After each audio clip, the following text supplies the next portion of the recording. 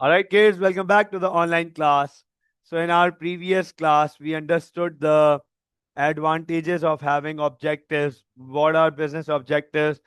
Business objectives क्या होते हैं, प्राइवेट सेक्टर के ऑब्जेक्टिव्स और पब्लिक सेक्टर बिजनेसेस के ऑब्जेक्टिव्स में सर क्या फर्क होता है, क्या डिफरेंस होता है, कौन कौन से ऑब्जेक्टिव्स इनके डिफरेंट होते हैं, क्या कॉमन ऑब्जेक्टिव्स हो सकते हैं, ऑब्जेक्टिव्स क्यों होते हैं और ऑब्जेक्टिव्स चेंज क्यों हो सकते हैं।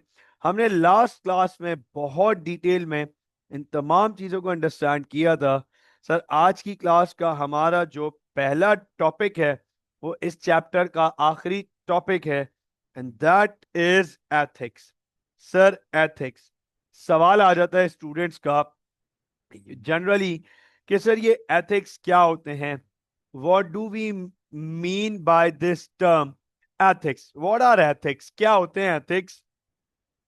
तो अंडरस्टैंड कीजिएगा, बहुत सारे स्टूडेंट इसे समझते हैं कि it is something related to legal और इलीगल। वो स्टूडेंट समझते हैं कि सर एथिक्स का शायद ताल्लुक लीगैलिटी और नॉन लीगैलिटी सी है, लेकिन यहां पे क्लैरिफिकेशन कर दूं कि ethics is not related to laws, legality से और एथिक्स का ताल्लुक नहीं है। तो सर एथिक्स क्या है? इट इज अबाउट राइट और wrong. It is about what is acceptable or not. Sir क्या सही है, क्या गलत है, क्या एक्सेप्टेबल है, क्या एक्सेप्टेबल नहीं है, और ये जो एक्सेप्टेबिलिटी और नॉन एक्सेप्टेबिलिटी है ये मोरालिटी की बात हो रही है। मोरली, मोरली एक्सेप्टेबल और नॉट। तो sir ethics is much more than what is legal or illegal. Ethics is about right और wrong. Ethics बात करता है सही और गलत की, कि यार ये सही है, ये गलत है, ये मोरली एक्सेप्टेबल है, ये मोरली एक्सेप्टेबल नहीं है। Very importantly, very very importantly, businesses faces ethical issues every now and then, and their response highly affects their performances. दुनिया का हर business every now and then, very often ethical issues face करता है, ethical issues face करता है। हर business को हर वक्त ये फेस करना पड़ता है कि क्या ये सही है या गलत है, क्या ये मोरली एक्सेप्टेबल है या नहीं, क्या ये होना चाहिए, नहीं होना चाहिए, क्या ये करना चाहिए, क्या ये नहीं करना चाहिए।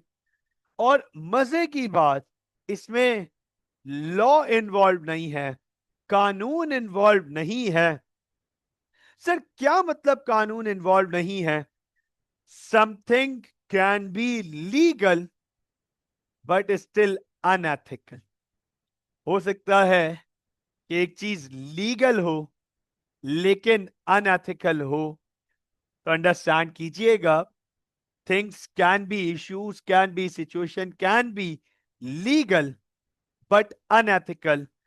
तो बिजनेसेस को हर वक्त ऐसी सिचुएशन फेस करनी पड़ती है जहां उन्हें ये फैसला लेना पड़ता है कि क्या ये करना चाहिए या नहीं करना चाहिए, क्या ये सही है या गलत है। तो सर एथिक्स, अब ethical issues, few ethical issues like, for example, child labor. Child labor, sir, it's one of the hot topic in ethics.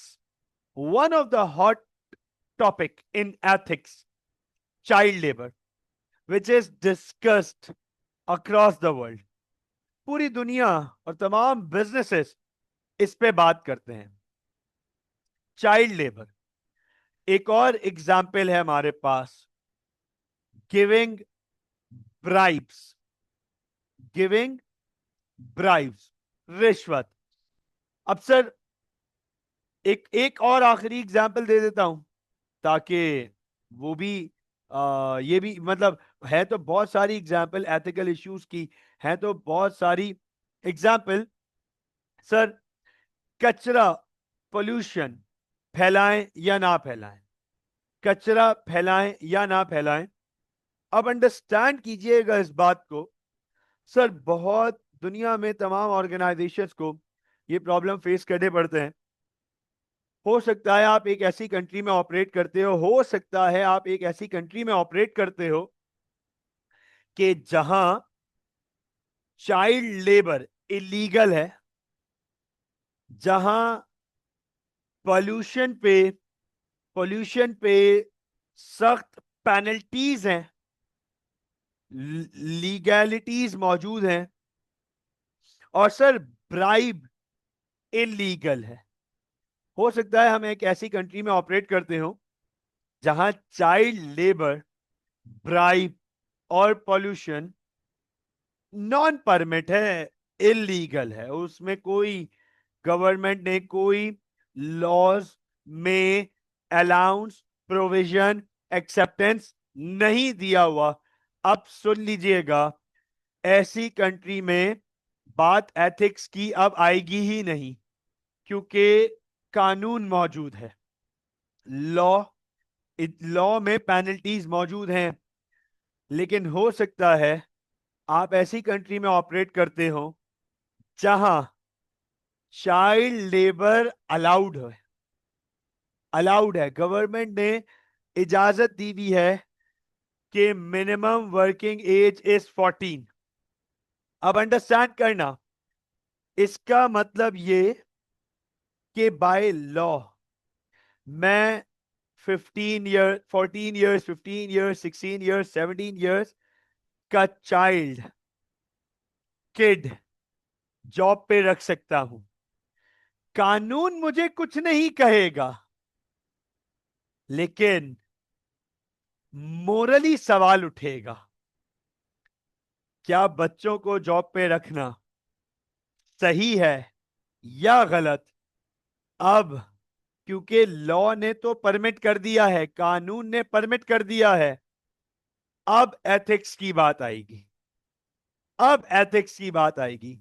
तो एथिक्स की कंप्लीट डेफिनेशन होती है, it is about what is right और wrong, और what is Morli acceptable और not, above legal matters या above legal laws, कानून के बियॉन्ड क्या एक चीज एक्सेप्टेड है या नहीं, बात आती है एथिक्स की। हो सकता है गवर्नमेंट ने अलाउ कर दिया हो कि भाई ब्राइब्स अलाउड है, ब्राइबरी अलाउड है, भाई रिश्वत अलाउड है। तो अब मोरली बात आती है कि यार क्या रिश्वत देना सही है या गलत है। भाई गवर्नमेंट ने पोल्यूशन परमिट कर दिया, गवर्नमेंट ने बोला यार बिजनेस होगा तो भैया पोल्यूशन भी होगा, एक काम करो हमसे पोल्यूशन के परमिट्स ले लो, और फिर मर्जी आए तो जितनी मर्जी आए पोल्यूशन करो, हमें हमसे पोल्यूशन के परमिट्स ले लो एक पैसे देके। तो सवाल ये आ जाता है कि क्या सर पोल्यूशन परमिट के बावजूद पोल्यूशन क्रिएट करना ये एथिक्स है, एथिकल इश्यूज। अब सर एथिकल इश्यूज पे बिजनेस क्या रिस्पॉन्स देता है, उसका इंपैक्ट उसके फाइनेंशियल परफॉर्मेंस, फाइनेंशियल पे भी और non financial performance of the business पे पड़ेगा।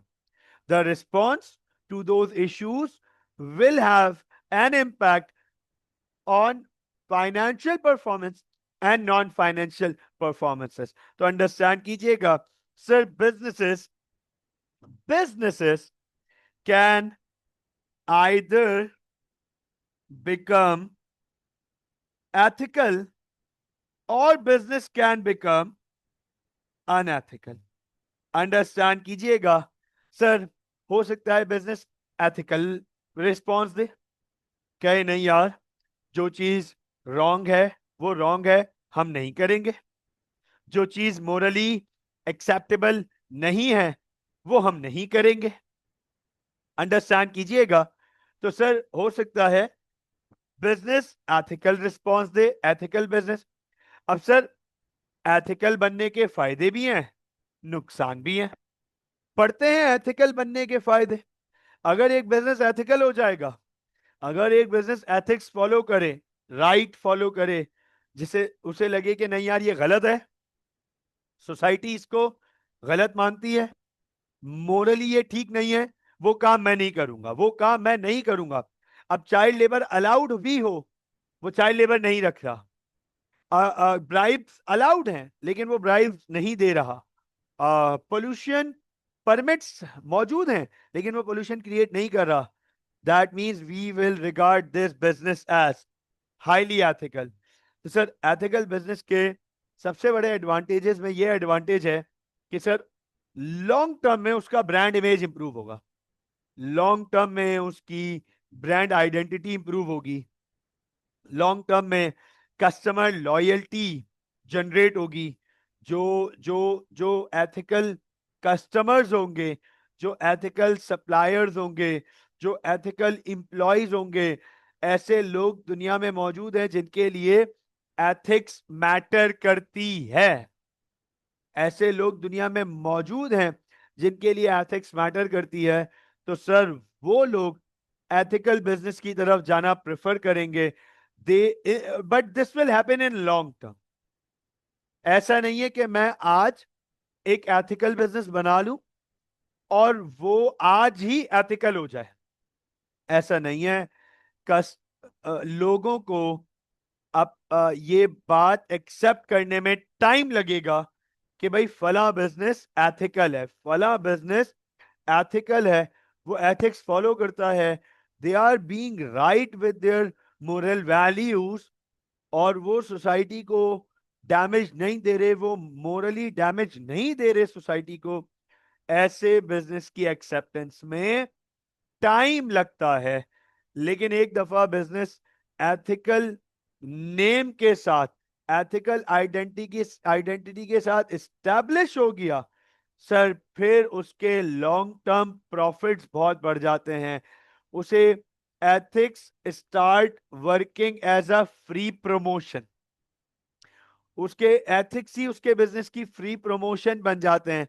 उसको अब मार्केटिंग कैंपेन्स की, प्रमोशनल कैंपेन्स की जरूरत ही नहीं पड़ रही, क्योंकि सर उसके एथिक्स उसके बिजनेस की प्रमोशन कर रहा है। तो सर एथिकल बिजनेस के फायदे हैं, लेकिन सर एथिकल बिजनेस के नुकसानात भी हैं, इश्यूज भी हैं, प्रॉब्लम्स भी हैं। सबसे पहले एथिक्स फॉलो करना कॉस्टली है, it is very costly to follow ethics. Child labour नहीं रखूंगा इसका मतलब एडल्ट वर्कर रखूंगा, एडल्ट वर्कर को फुल वेज देनी पड़ेगी। हमें सबको पता है कि चाइल्ड लेबर सस्ता होता है, एडल्ट वर्कर महंगा होता है। चाइल्ड लेबर में एनर्जी ज्यादा होगी, एडल्ट वर्कर में एनर्जी कम होगी। चाइल्ड लेबर फ्लेक्सिबल होगा, एडल्ट वर्कर फ्लेक्सिबल नहीं होगा। चाइल्ड वर्कर के अदर इश्यूज नहीं होंगे, एडल्ट वर्कर के अदर इश्यूज होंगे, फैमिली इश्यूज हो सकते हैं, पर्सनल इश्यूज हो सकते हैं। तो सर ये बड़ा कंसर्न है, अब एथिकल होने में मेरे बिजनेस की कॉस्ट बढ़ जाएगी। मैं ब्राइब नहीं दे रहा, हर चीज प्रोटोकॉल के थ्रू कर रहा हूं। अंडरस्टैंड कीजिएगा, प्रोटोकॉल फॉलो करते हुए बहुत पैसे लग जाते हैं, प्रोटोकॉल फॉलो करते हुए बहुत पैसे लग जाते हैं। ब्राइब नहीं दी मैंने तो पैसे लगेंगे, अंडरस्टैंड कीजिएगा इस बात को। तो सर, और जैसे पोल्यूशन परमिट है, लेकिन मैं पोल्यूशन क्रिएट नहीं कर रहा, क्योंकि मुझे पता है यार इससे सोसाइटी को डैमेज मिलेगा, इससे सोसाइटी हार्म होगी। तो मैं पोल्यूशन को कट ऑफ करने के लिए मैंने बेहतरीन वेस्ट मैनेजमेंट डिस्पोजल सिस्टम अपने ही बिजनेस में लगा दिया। तो सर वो सिस्टम लगाने के लिए पैसे खर्च करने पड़ेंगे, कॉस्ट बढ़ गई, कॉस्ट बढ़ गई। वेस्ट ही कम प्रोड्यूस हो उसके लिए एडवांस मशीनरी खरीदनी पड़ेगी। सर एडवांस मशीनरी कॉस्ट बढ़ गई, कॉस्टली होगी। तो ये प्रॉब्लम्स हैं बीइंग एथिकल। एथिकल होने से ये प्रॉब्लम है। इसके कंट्रास्ट अनएथिकल बिजनेसेस को क्या फायदे हैं? जो एथिकल बिजनेसेस के नुकसान थे वो सब अनएथिकल बिजनेसेस के फायदे बढ़ जाएंगे। अगर मैं एक अनएथिकल बिजनेस हूं और अनएथिकल एक्टिविटीज करता हूं और एथिक्स फॉलो नहीं करता, और जो मोरली एक्सेप्टेबल नहीं है, जो रॉन्ग हो, मैं बोलता हूं कोई बात नहीं, मुझे इससे कोई लेना देना नहीं है, सोसाइटी में मेरा क्या इमेज बनता है, याद रखिएगा मेरी कॉस्ट कम हो जाएगी, मेरी कॉस्ट कम हो जाएगी, मेरे प्रॉफिट मार्जिन बढ़ जाएंगे, मेरी सेल्स बढ़ जाएंगी, मैं प्राइस वॉर कर सकता हूं। तो अनएथिकल बिजनेस बनने का फायदा बड़ा है, लेकिन नुकसान भी है। नुकसान ये है कि unethical business can become the target of pressure groups. हम आगे जाके बहुत डिटेल में पढ़ेंगे, हम अभी इसके बाद वाले चैप्टर में भी स्टेक होल्डर्स में पढ़ेंगे प्रेशर ग्रुप्स। तो सर प्रेशर ग्रुप्स का टारगेट बन सकता हूं मैं, कस्टमर बॉयकॉट का कैंपेन्स का पार्ट बन सकता हूं। अनएथिकल बिजनेस लॉन्ग टर्म में अपनी आइडेंटिटी लूज कर सकता है, गवर्नमेंट की तरफ से पेनल्टीज भी लग सकती हैं। तो अंडरस्टैंड कीजिएगा सर, एथिक बीइंग एथिकल और being unethical is in the hands of the business. ये बिजनेस के अपने हाथ में है, बिजनेस की मैनेजमेंट के अपने हाथ में है कि वो एथिक्स फॉलो करें या ना करें। एथिक्स फॉलो करने के में और फॉलो ना करने के दोनों के अपने अपने पॉजिटिव्स भी हैं और नेगेटिव्स भी हैं, प्रॉस भी हैं और कॉन्स भी हैं सर। और एथिकल इश्यूज के ऑब्जेक्टिव्स के ऊपर बड़ा इंपैक्ट होता है कि सर हमें ग्रो करना है, तो ग्रो करने में एथिकल इश्यूज हमें कहां कहां फेस करने पड़ेंगे, क्या क्या चीजें रिगार्डिंग एथिकल डिसीजन लेने पड़ेंगे, क्या एथिक्स को कंसिडर करना पड़ेगा। सर बिजनेस के ऑब्जेक्टिव्स पर एथिक्स का बड़ा इंफ्लुएंस होता है। तो sir ethical issues plays a very important part when business setting their objectives. तो मुझे ये बताएं, क्या एथिक्स क्लियर हो गया? Yes please. क्या एथिक्स समझ आ गया? क्या एथिकल इश्यूज समझ आ गए? क्या ये बात समझ आ गई कि एथिक्स फॉलो करने से क्या होगा, क्या नहीं होगा?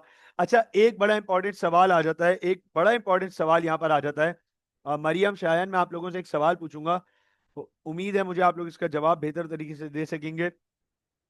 क्या पाकिस्तान में एथिक्स फॉलो होते हैं? क्या पाकिस्तान में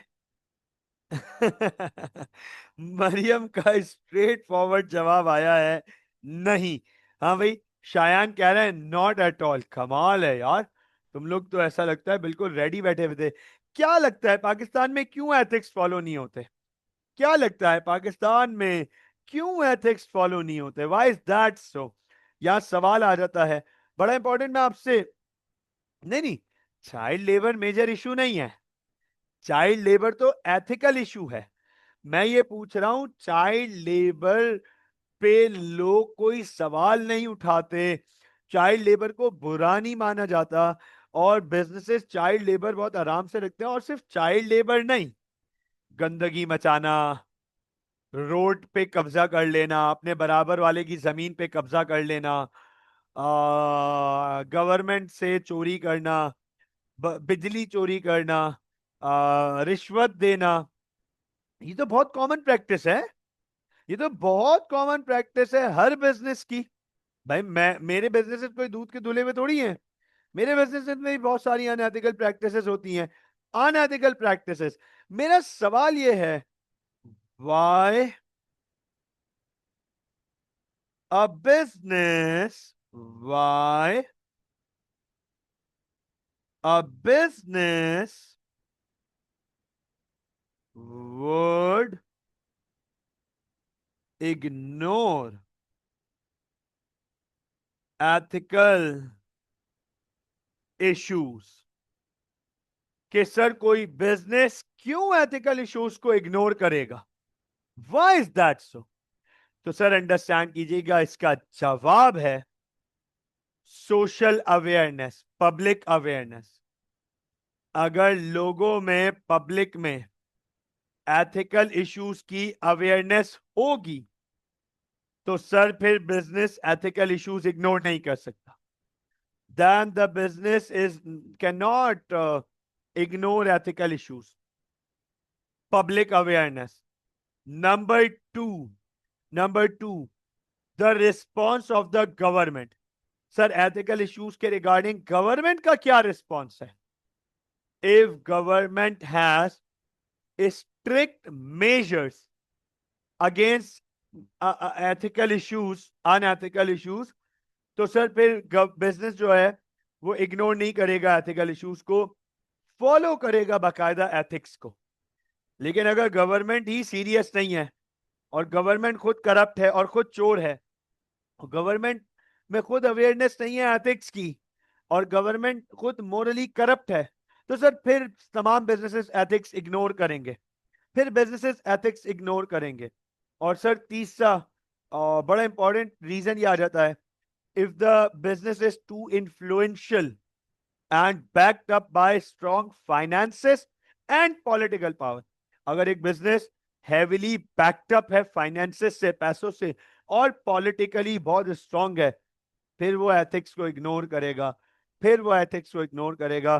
तो सर अंडरस्टैंड कीजिएगा, मैं ये बात अपने तमाम स्टूडेंट्स को ये लेक्चर के दौरान ये बताता हूं कि देखिए, हम मुस्लिम हैं, हम पाकिस्तान में हम मुस्लिम हैं, लेकिन हम इतनी अनएथिकल प्रैक्टिसेस में इन्वॉल्व हैं, जबकि मुझे मेरे अब्रॉड के स्टूडेंट्स, अब्रॉड के रिलेटिव्स जो नॉन मुस्लिम कंट्री में रहते हैं, सर यूरोपियन कंट्रीज में रहते हैं, यूके में रहते हैं, यूके के लोग, स्पेन के, जर्मनी के, इवन यूएस के लोग, खास तौर पे फिर जो ऑस्ट्रेलियंस है ना, ऑस्ट्रेलियंस, न्यूजीलैंड के स्टूडेंट्स, सर वो बताते हैं कि सर हम नॉन मुस्लिम कंट्री में हैं, लेकिन सर वहाँ एथिक्स का बहुत ख्याल रखा जाता है, वो लोग बहुत एथिकल हैं। तो sir it's more about the public awareness and the brought up. हमारे यहाँ एथिक्स क्या है? कागज का टुकड़ा है, डस्टबिन में डाल दो। एथिक्स तो कागज का टुकड़ा है, फोल्ड करके डस्टबिन में डालो। कौन से एथिक्स, कैसे एथिक्स?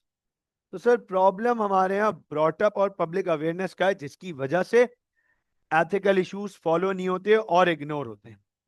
तो I hope that the answer, this answers now, the question is answered now.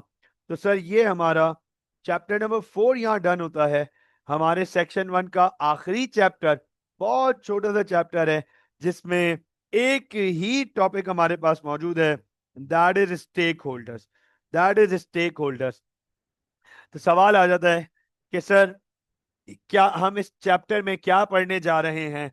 What are we going to study in this chapter? हम इस चैप्टर में क्या पढ़ने जा रहे हैं? तो सर हम पढ़ने जा रहे हैं, what are stakeholders. Sir ये स्टेक होल्डर्स क्या होते हैं? हम पढ़ने जा रहे हैं टाइप्स ऑफ स्टेक होल्डर्स, और हम पढ़ने जा रहे हैं what are their stakes.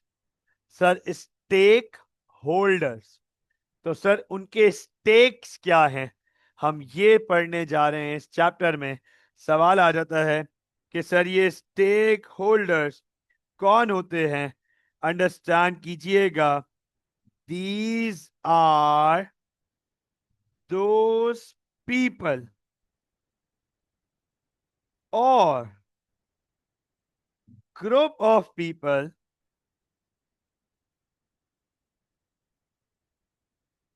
who have some what who have somewhat interest in the business activity, and they are directly or indirectly affected by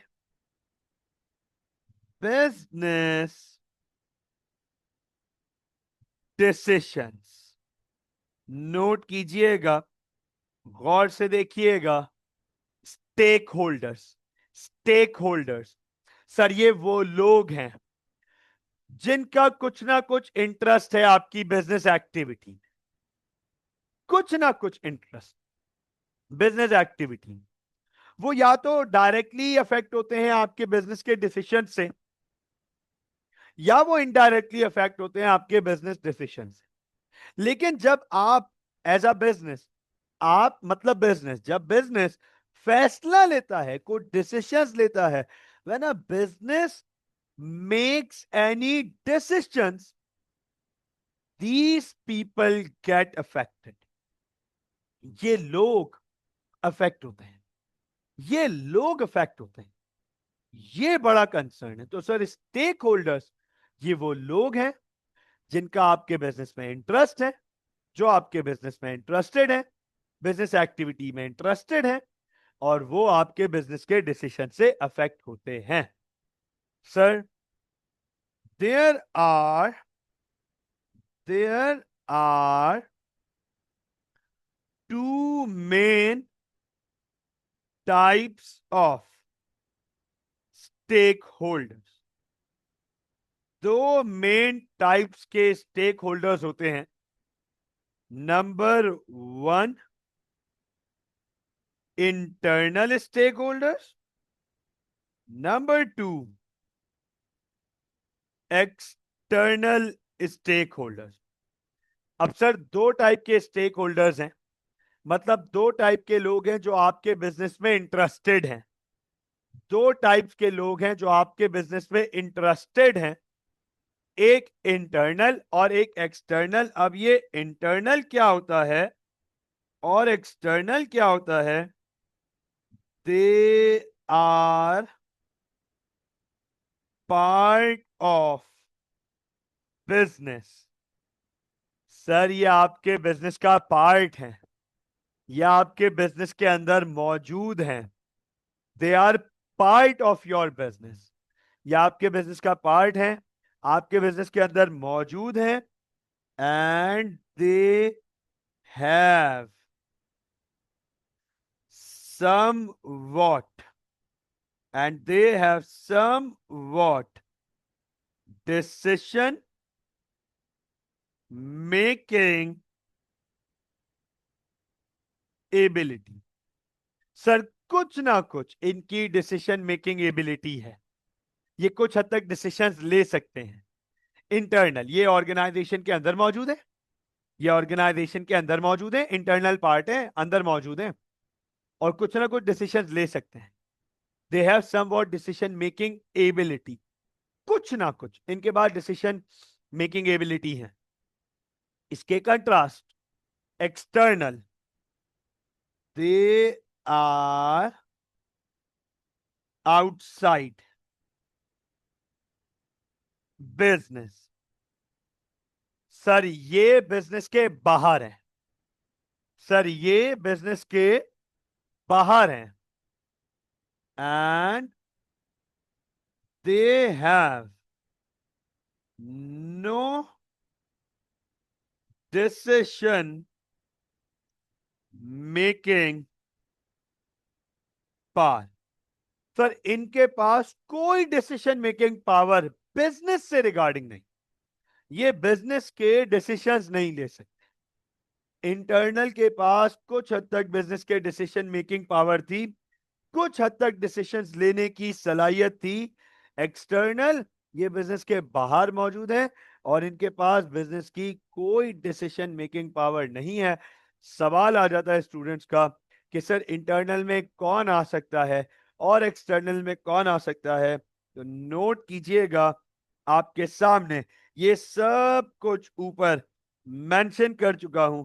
sir आपके सामने इंटरनल और एक्सटर्नल की एग्जाम्पल्स मेंशन्ड है। सर इंटरनल में आ सकते हैं owners, share holders, manager, workers, employees, directors, trade unions. Sir owner, share holder, manager, ये सब वर्कर्स, डायरेक्टर्स, ट्रेड यूनियंस, ये सब ऑर्गेनाइजेशन के अंदर का पार्ट है। They are all part of they are all internally part of organisation.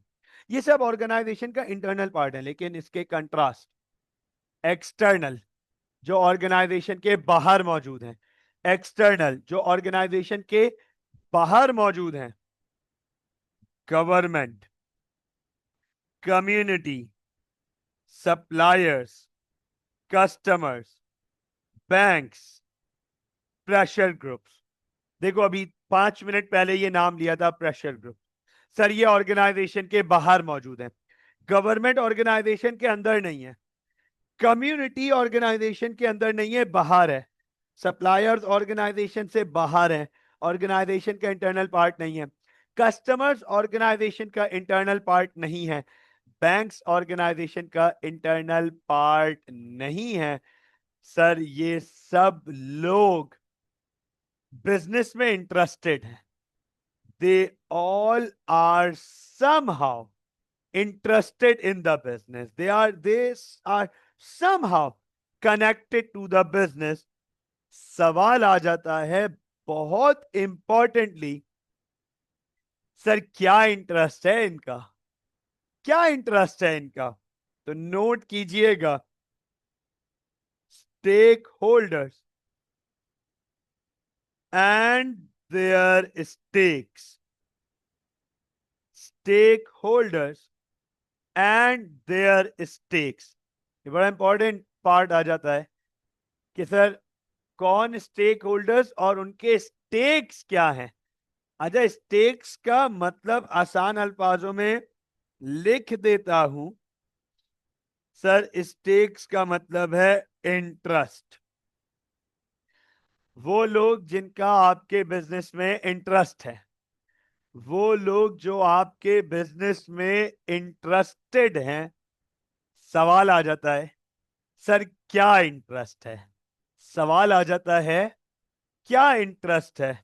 तो sir सबसे पहले बात करते हैं ओनर शेयर होल्डर की।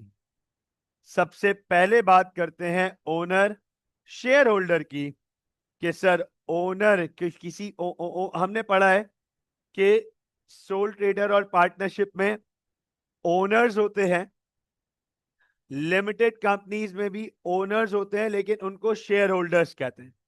तो technically shareholders are the owners, all shareholders are owners but not all owners are shareholders। तमाम share holders owner होंगे लेकिन तमाम ओनर शेयर होल्डर्स नहीं होते। सोल ट्रेडर में ओनर होता है, शेयर होल्डर नहीं होता। पार्टनरशिप में ओनर होता है, शेयर होल्डर नहीं होता। सवाल यह है कि एक ओनर का अपने बिजनेस में क्या इंटरेस्ट है, एक ओनर का अपने ही बिजनेस में क्या इंटरेस्ट है, नोट कीजिएगा, प्रॉफिट्स, बिजनेस की ग्रोथ। हर ओनर चाहेगा कि उसके बिजनेस में प्रॉफिट हो, हर ओनर चाहेगा कि उसके बिजनेस की ग्रोथ हो, to earn more dividends. Limited company हम पढ़ चुके हैं, वहां पढ़ाया था कि सर मैनेजमेंट रिस्पॉन्सिबल होती है कंपनी चलाने के लिए, तो मैनेजमेंट अनाउंस करती है कि हम इतना रिटर्न प्रॉफिट देंगे शेयर होल्डर्स को, दैट इज डिविडेंड्स। ओनर चाहेंगे, शेयर होल्डर चाहेंगे कि ज्यादा से ज्यादा डिविडेंड्स हो। इंक्रीज मार्केट शेयर, ओनर चाहेगा कि उसके बिजनेस की सेल्स बढ़े, मार्केट शेयर बढ़े। सर ये इंटरेस्ट है ओनर्स के बिजनेस में। These are the interests of an owner or a shareholder in his particular business. Sir बात आ जाती है मैनेजर्स की। अब सर मैनेजर्स क्या चाहते हैं, मैनेजर्स क्या ढूंढ रहे हैं ऑर्गेनाइजेशन के अंदर? Managers want to achieve departmental objectives. Sir organisation के जो ऑब्जेक्टिव्स हैं, हमने लास्ट से लास्ट क्लास में हिरार्की ऑफ ऑब्जेक्टिव्स पढ़ी, हमने लास्ट से लास्ट क्लास में हिरार्की ऑफ ऑब्जेक्टिव्स पढ़ी कि sir aims, mission, corporate objective, divisional objective, departmental objective, individual objective. तो सर हर डिपार्टमेंट के ऑब्जेक्टिव्स अचीव करने की जिम्मेदारी उनके मैनेजर्स के ऊपर होगी। मैनेजर्स चाहेंगे कि वो ऑब्जेक्टिव्स अचीव हो, मीटिंग स्ट्रैटेजिक रिक्वायरमेंट्स, जो ऑर्गेनाइजेशन ने स्ट्रैटेजीज बनाई हैं वो स्ट्रैटेजीज अप्लाई हो, वो स्ट्रैटेजीज इंप्लीमेंट हो, और फिर वो रिजल्ट्स जनरेट कर सके उन स्ट्रैटेजीज के थ्रू जो ऑर्गेनाइजेशन चाहती है। ये मैनेजर का इंटरेस्ट है। मैनेजर प्रमोशन चाहता है, मैनेजर हायर सैलरीज चाहता है। सर ये जो इंटरेस्ट है, स्टेक है, ये मैनेजर्स के हैं। सर वर्कर्स क्या चाहते हैं? वर्कर्स, अच्छा वर्कर्स, एक सवाल है, एक सवाल है Maryam Shayan, are managers workers? Are managers workers? Are managers also workers of the organisation? Yes sir. हाँ शायान, मरियम, यस राइट। तो सर फिर मैनेजर और वर्कर में फर्क क्या है? सर अगर मैनेजर भी वर्कर ही है ना, मैनेजर भी तो वर्कर ही है ऑर्गेनाइजेशन का, तो फिर सर मैनेजर और वर्कर में फर्क क्या है? हम अलग अलग क्यों पढ़ रहे हैं? इसलिए कि मैनेजर सीनियर पोजीशन पर होता है, वर्कर्स और एम्प्लॉयज जूनियर पोजीशन पर होते हैं। और सर क्योंकि इनके स्टेटस अलग हैं, क्योंकि इनकी डेजिग्नेशंस अलग हैं, तो सर इनके इंटरेस्ट भी अलग हैं। They have different interest. Workers के वो इंटरेस्ट नहीं है जो मैनेजर्स के हैं। वर्कर्स आज वर्कर्स हैं, कल मैनेजर बनेंगे। आज ये वर्कर्स हैं, कल ये मैनेजर बनेंगे। तो कल जब मैनेजर बनेंगे तो इनके इंटरेस्ट चेंज हो जाएंगे। नोट कीजिएगा, worker wants high job security. Worker को चाहिए जॉब सिक्योरिटी कि मुझे कोई जॉब से ना निकाले। मैनेजर्स के लिए आमतौर पे जॉब सिक्योरिटी कंसर्न नहीं होता, क्योंकि वो उस लेवल पर आ चुके होते हैं, उतनी ऑथेंटिसिटी होती है, उतना एक्सपीरियंस होता है, उनकी इतनी नॉलेज होती है, इतनी कमांडिंग होती है ऑर्गेनाइजेशन में, कि उनके लिए ना जॉब सिक्योरिटी मौजूद होती है। ऑर्गेनाइजेशन को खुद भी पता है इनको निकालने से हमें बहुत बड़ा नुकसान हो जाएगा। लेकिन वर्कर वर्कर तो भाई आज निकालो, कल रखो, फिर निकालो, फिर रखो। वर्कर्स अबेंडेंस में अवेलेबल हैं, बहुत अवेलेबल हैं। तो वर्कर्स के लिए प्रॉब्लम है कि कोई हमें निकाल ना दे, जॉब सिक्योरिटी चाहिए, इंक्रीज इन सैलरी चाहिए, वर्कर्स को हर वक्त सैलरी इंक्रीमेंट चाहिए, सेफ एंड हेल्दी इन्वायरमेंट चाहिए, गुड वर्किंग कंडीशंस चाहिए, and regular payment for their work. Workers को ये चाहिए। वर्कर कहते हैं भाई हमारा ये काम पूरा हो जाए, बस बात खत्म, हमें जॉब सिक्योरिटी दे दो, हमें सैलरी दे दो, अच्छी वर्किंग कंडीशंस दे दो, हेल्थ एंड सेफ्टी दे दो वर्क पे, बस बहुत है सर, हमें यही चाहिए, हमें इसी से कंसर्न है, हमें पैसे टाइमली दे दो, हम जो जैसे ही काम कंप्लीट करें हमारी पेमेंट कर दो हमारे काम की। ये वर्कर्स चाहते हैं। Sir trade unions, trade unions वैसे तो हम आगे जाके डिटेल में पढ़ेंगे, यहाँ पे सिर्फ आपको इतना बताऊंगा, they are group of people, group of workers, they are group of workers, group of employees who unite together to safeguard their rights and for mutual benefits. बस इतनी सी बात है कि वर्कर्स, इंडिविजुअल वर्कर है ना, वो ऑर्गेनाइजेशन के सामने मीनिंगलेस होता है, उसकी इतनी पावर नहीं होती। एक वर्कर ऑर्गेनाइजेशन के सामने पावरफुल नहीं होता, वो कितना ही काबिल, लाइक, अच्छा वर्कर क्यों ना हो, ऑर्गेनाइजेशन अगर उसे मिसट्रीट करने पर आ जाए तो सर वो वर्कर को या तो छोड़ के जाना पड़ेगा या वर्कर को वो बर्दाश्त करना पड़ेगा, इसके अलावा वर्कर के पास कोई चांस नहीं होता। तो ऐसी सिचुएशन में तमाम वर्कर्स मिलकर एक ग्रुप बना लेते हैं, उसे ट्रेड यूनियन कहते हैं। अब ट्रेड यूनियन एक ऑर्गेनाइजेशन में क्या ढूंढ रही है? Employment rights. एम्प्लॉयमेंट राइट्स मांग रही है, वो कह रही है भाई हमारे एम्प्लॉयज को राइट्स दो। Resistance against worker exploitation, workers को एक्सप्लॉइट करेंगे तो ट्रेड यूनियन फाइट करेंगी। To improve working conditions, to protect employees rights, to fight unfair dismissals. तो सर ये तमाम चीजें ट्रेड यूनियन ढूंढेगी। अनफेयर डिसमिसल अगर हो रहे हैं, ऑर्गेनाइजेशन नाजायज, नाइंसाफ, नाइंसाफी कर रही है और नाजायज तरीके से निकाल रही है वर्कर्स को ऑर्गेनाइजेशन से, trade union would be fighting that. ये उनका इंटरेस्ट है ऑर्गेनाइजेशन में। तो आप देखें, ये आपके इंटरनल स्टेक होल्डर्स, उनके इंटरेस्ट आ गए। अब सर हम बात करते हैं, चार एक्सटर्नल स्टेक होल्डर्स हैं हमारे पास जिनकी एग्जांपल्स हम देखने जा रहे हैं। गवर्नमेंट। सर गवर्नमेंट हमारे बिजनेस में क्यों इंटरेस्टेड है? गवर्नमेंट का क्या लेना देना हमारे बिजनेस से? गवर्नमेंट इंटरेस्टेड है हमारे टैक्सेस में कि भाई तुम क्या कमा रहे हो जरा बताओ, टैक्स दो। एम्प्लॉयमेंट पैटर्न, गवर्नमेंट को खुशी, गवर्नमेंट इस बात से भी देखेगी कि यार क्या एम्प्लॉयमेंट है इनकी, कितनी एम्प्लॉयमेंट जनरेट कर रहे हैं ये एम्प्लॉयज, एम्प्लॉयमेंट जनरेट भी कर रहे हैं या नहीं कर रहे हैं। इन्वायरमेंटल इश्यूज, जो अच्छी गवर्नमेंट होंगी दुनिया की, वो ये देखेंगी कि यार कहीं आप इन्वायरमेंट को डैमेज तो नहीं दे रहे, कहीं आपके इन्वायरमेंटल इश्यूज तो नहीं है, और गवर्नमेंट चाहेगी कि आप एक्सपोर्ट्स इंक्रीज करें। तो sir government is interested in your business, very much interested in your business, and so is community. Community भी इंटरेस्टेड है आपके बिजनेस में। कम्युनिटी क्या देख रही है आपके बिजनेस में? Environmental friendly production. कम्युनिटी देख रही है कि यार इन्वायरमेंटल फ्रेंडली प्रोडक्शन हो ताकि इन्वायरमेंटल डैमेज ना हो। सोशल इश्यूज, कहीं कहीं बिजनेस जो है वो सोशल इश्यूज तो नहीं क्रिएट कर रहा, या सोशल इश्यूज को खराब तो नहीं कर रहा, सोशल जो फैक्टर्स हैं उनको नुकसान तो नहीं दे रहा। कम्युनिटी चाहेगी कि आप ज्यादा सोशल बेनिफिट जनरेट करो ताकि पूरी सोसाइटी को फायदा हो। एंड प्रोटेक्टिंग एथिकल इश्यूज, देखो अभी थोड़ी देर पहले हमने एथिक्स पढ़ा। Community will the socially ethically awared community, ethical community will be looking for businesses to protect ethical issues. इसके बाद कंज्यूमर्स क्या चाहते हैं आपसे? कंज्यूमर आपसे लो प्राइस चाहते हैं, हाई क्वालिटी चाहते हैं, इंप्रूव प्रोडक्ट्स चाहते हैं, ड्यूरेबिलिटी चाहते हैं, प्रोडक्ट की अवेलेबिलिटी चाहते हैं, एंड मैक्सिमम यूटिलिटी चाहते हैं। कंज्यूमर ये सब चीजें आप में ढूंढना चाहते हैं।